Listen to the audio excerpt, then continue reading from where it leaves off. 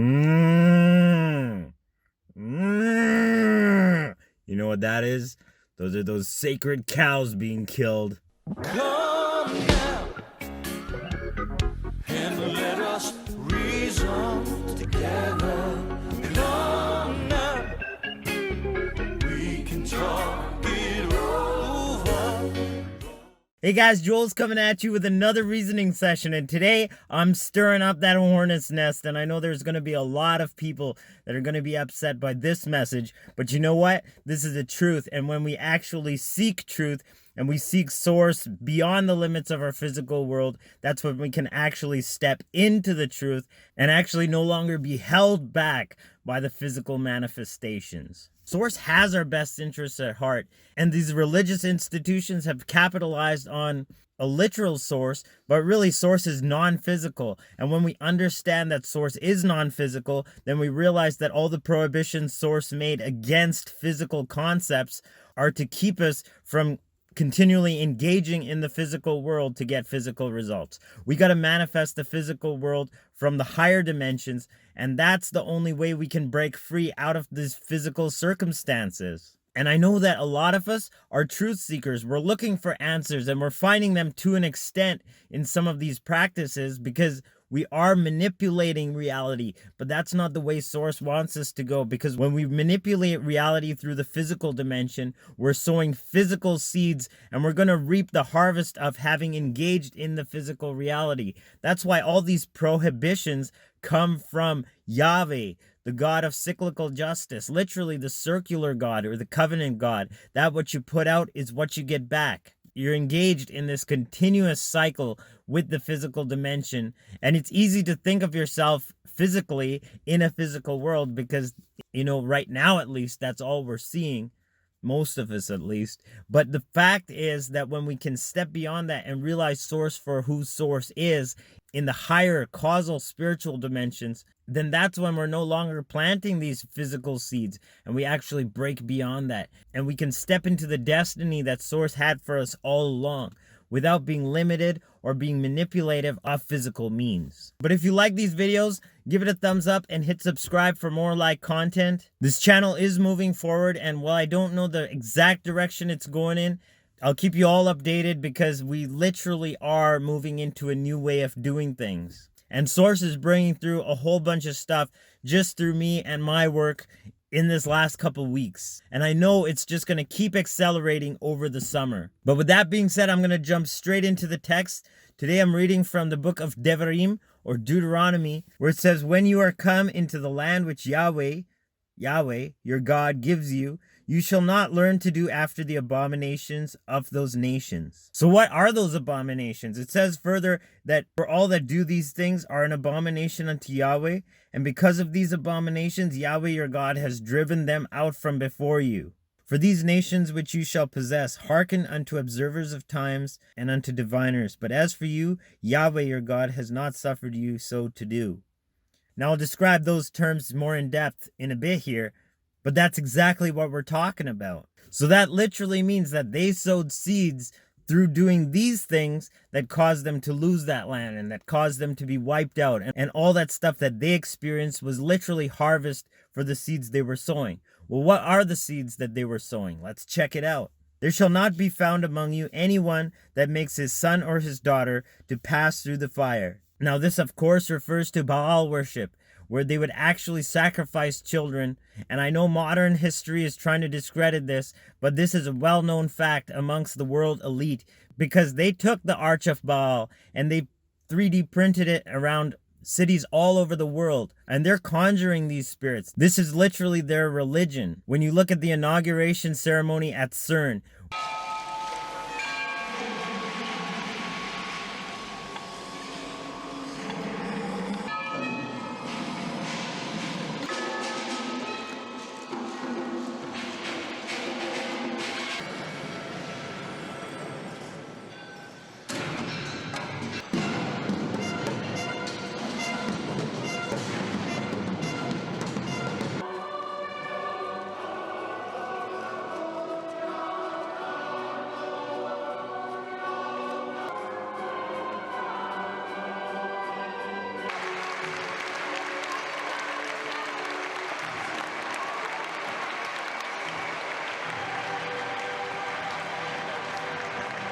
when you look at some of the things that some of these politicians even say or allude to in their speeches. The symbolism of Wall Street, where you see the charging bull, which the bull is a symbol of Molech, who used to be a huge metal statue with arms that were levers and a hollow belly where they would literally build a fire. And when those arms got white hot, they would put their children on there and literally incinerate them and then pull those levers back. And it would look like that bull god had actually devoured the children. And that was their key for reaping good harvests and getting wealth and all that stuff. We're seeing that in our modern day, but it just takes a little bit of a different twist. But that bull on Wall Street is a symbol of Moloch.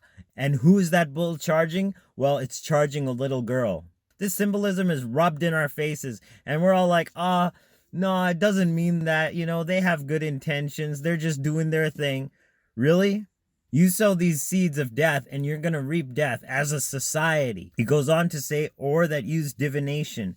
Now in Hebrew, this term is kasem kasamim, and it literally means to divine divinations. It's using the word twice emphatically, but divinations, of course, refers to using lots or pendulums or dowsing rods, all of these physical things that will give you a physical yes-no answer in terms of what the physical world is actually putting out. Now, that's not to say that there's not a divine perspective that knows yes or no, but you shouldn't be using the physical manifestations to do it. Because when you're using the physical, you're basically subjecting yourself to the physical realm. You got to transcend the physical and realize that source is transcendent. Go to the source directly and not use these physical means to determine physical ends. Make sense? Anyway, moving on, it says an observer of times, and this term in Hebrew is meronin, and that word is tied to like clouds. Hanan means cloud, but it's specifically in term of those who seek the cloud, or those who look at the cloud as, a scrying stone or a looking glass. Basically a gazer or a seer in order to tell the future, in order to see again physical outcomes through a physical means. Source knows all things, and in all things Source is made. That's the living logos that manifests all realities, all possibilities, all of that. So we don't need to use all these methods, even in our modern day with crystal balls or tea leaves. We don't need to use those kind of things because it's very easy for the dark forces to influence not only what we see in the physical, but in our own minds to insert thoughts and then really create a twist of events. When we come to life with that faith in Source, then Source can literally manifest through that faith our best life yet. But when we get an answer through these divination methods, that's implanted, even if our conscious mind says, I don't want that, that's implanted in our subconscious, and our subconscious is really the part that manifests. The next term that is used here is an enchanter, and in Hebrew that term is menachesh. And that literally comes from the same term used from the serpent in the Garden of Eden. And that word enchanter in context literally means one who transfixes or one who charms. If you know how a snake can operate, they actually can hypnotize and just transfix the gaze of, rabbits or little rodents or even deer. It's very rare that this will happen to a human being, but it does happen on occasion. And all they do is they transfix your gaze where you can't move. And of course, this is because the serpent also uses the non-physical to influence physical manifestation. And that, of course, is because serpents are using a really strong technique that this is actually hypnotism. And this is the same thing that hypnotists have used for years. This term literally means a hypnotist. So that literally means like one who manipulates others and gets in their mind through NLP and all that stuff. It's all included in that term. And then it goes on to say a witch. And that word witch is kind of misleading because it's a generic term. The Hebrew term is mekashef, and that literally is derived from the term to whisper. And this, of course, refers to a whisper of spells or curses or incantations. Any of these kind of things is what it means by the word witch. But in the Greek translations of these scriptures, it's also very interesting that it should use the term pharmakeia, which literally is derived from the term to use herbs and concoctions in order to create potions or, anything that uses these substances to so-called hack reality. You're literally being bound by the physical world, trying to manipulate the physical world. Kind of doesn't make sense when you realize the depth of who and what Source is as non-physical, as transcendent, and that actually emanates the physical world from within that data bank of knowledge known as the living logos. The next verse goes on to say, or a charmer, but the Hebrew term is actually hober haber, and that literally is, again, a double emphatic, which the word haber literally means like a group or an association. So we're talking covens here, but a society of the coven. And that's talking about the Council of 300. That's talking about the Babylonian magicians that once Babylon was destroyed, they moved to Pergamum. And from Pergamum, they actually moved to Rome. But interestingly, in Berlin, they took that altar of Satan and used it during World War II. And that's where Hitler made his addresses from, to address the Nazi armies. In fact, in the very year that the throne of Satan was moved from Pergamum to Berlin was the very year that Hitler was born in Austria. Just something to think about. Coincidence? There are no coincidences. But we're talking about the Babylonian magicians that still run the world. I mean, it's Mystery Babylon. There's only two religions in the world, and there's the religion of Source, and there's the religion of Babylon. You know, there's a pure version, and then there's perversion. And that's all that Baal is doing. He's perverting the pure version. And we have to discern, because the biggest thing that Baal likes to do is call himself by the name of God. Even in ancient Israel, you have these icons of Yahweh, but the very fact that they're icons mean that they were used in Baal worship, because Yahweh doesn't need an icon. But when you take an icon on, you take on this other facet of physicality in order to access non-physicality, which is kind of backwards if you think about it. But I'm not going to get into how that whole group runs the world now through the Vatican and through London and to Washington, D.C. / New York. But this system is coming crashing down. London Bridge is falling, and Babylon the Great has fallen, has fallen. Don't be caught on the wrong side when it really does. This is a warning to all of us who are truth seekers, who can literally step beyond this physical veil and discern what's manifesting it, and from there literally transcend this physical world. We don't need to be ruled by all these physical means to an end. You know, all of this, even astrology, which can kind of come under the term Mironan, because you're looking at physical means to an end. Of course, the stars and the sun and the moon, they're all symbols of this giant clock in the sky, but when you're using it to predict physical outcomes, that's not what it's there for.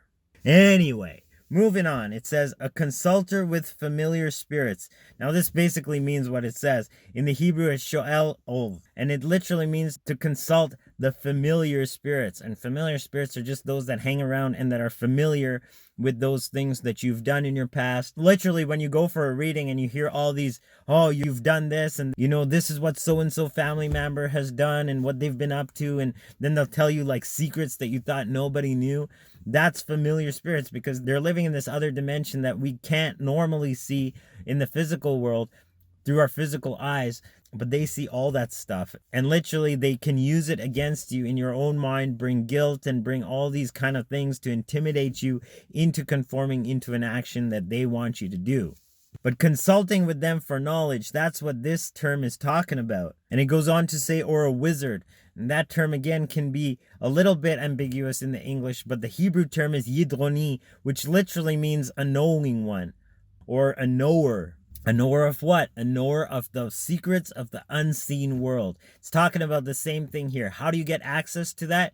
Doesn't matter. If you're knowing that and using that to your advantage against others or against physical manifestations, then that's exactly what Yahweh Source doesn't want you to get involved in, because you're sowing those physical seeds that are keeping you locked in that physical tug of war. Stop it! Break out of that, because otherwise you'll be bound to the harvests that are coming to you. And finally, this passage says a necromancer. In Hebrew, that term is doresh ha-metim, and it literally means one who consults or inquires of the dead. So we're talking, all kinds of stuff like seances and that kind of thing. There's a famous passage when Saul, who's literally scrambling to get information, and Yahweh's not talking to him anymore because he's basically transgressed his covenant. So he goes off and consults one of these witches. I know translations don't really do it justice. And she goes and seeks out the spirit of Shmuel, who had died. And you know what? That was Saul's last day, because the next day he dies in battle. And of course, that story is a topic for a whole other issue, but it gets messy when you do sow these physical seeds. Literally, you're entering into contracts with the spirits you're conjuring. And he closes the warning to the Israelites by saying, "You shall be perfect with Yahweh your God." So don't sow these seeds. That's what Yahweh literally embodies, is seed time harvest. What you put out is what you get back. When you're sowing these physical manipulative seeds, you're going to reap a harvest on like terms. And at the very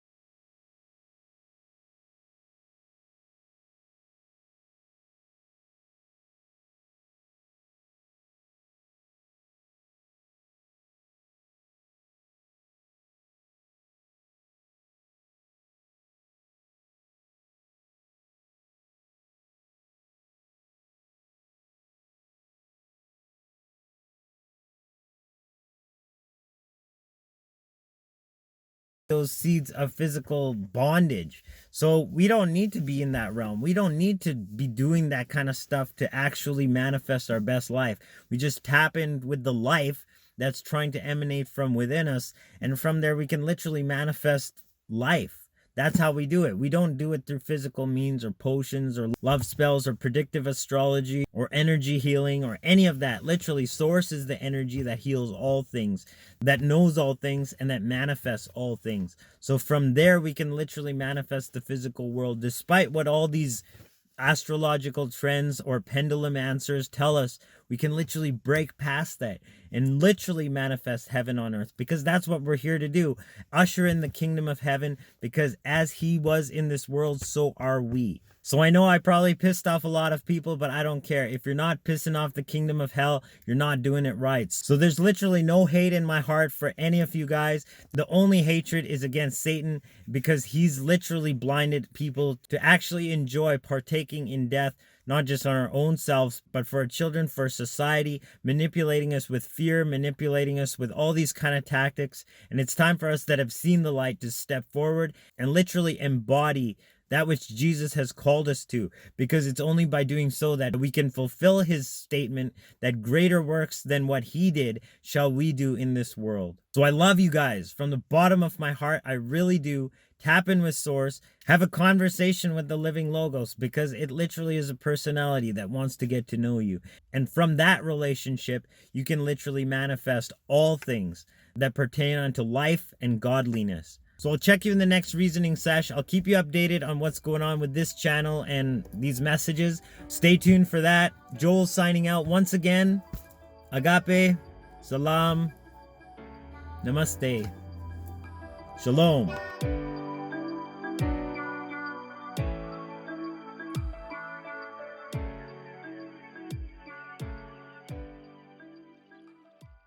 Use herbs and